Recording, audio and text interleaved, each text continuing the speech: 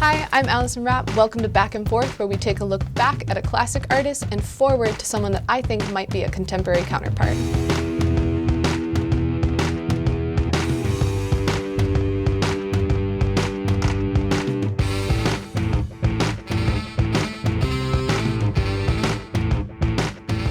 You'll often hear people refer to David Bowie as a chameleon of sorts, someone who changed his outward appearance, his clothing, his makeup to create different characters for himself to perform in.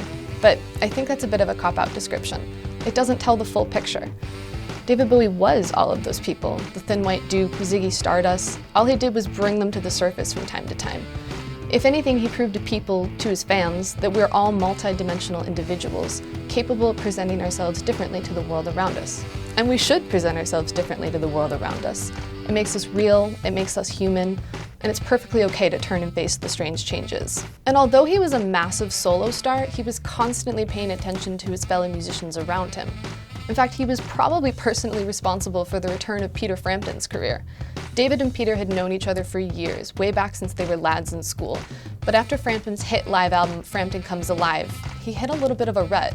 Bowie invited him on the Spiders from Mars tour as one of his guitarists and brought Frampton back into the limelight.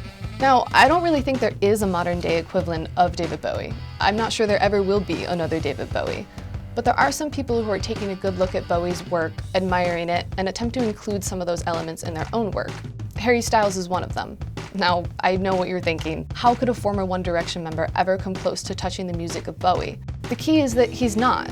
Harry Styles is actively trying to channel a lot of Bowie's artistic bravery and boldness. In fact, in his Rolling Stone profile from 2019, Harry Styles mentioned that he would regularly watch the interview in which Bowie states one of his most famous quotes: "If you feel safe in the area you're working in, you're not working in the right area. Always go a little further into the water than you feel comfortable with. Go a little bit out of your depth. And when you don't feel like your feet are quite touching the bottom, you're just about in the right place to do something exciting." On his sophomore album, Fine Line, you can hear Harry Styles trying to break out of the boyish pop star former version of himself. Tracks like Golden and Lights Up indicate that he's exploring how to become someone more daring, someone more willing to take risks. And that's a huge part of what made Bowie's work so great, was that he was constantly working on it, constantly trying new things, and constantly trying to figure out what he wanted to sound like next. Harry Styles, though only 26 years old, is working on that.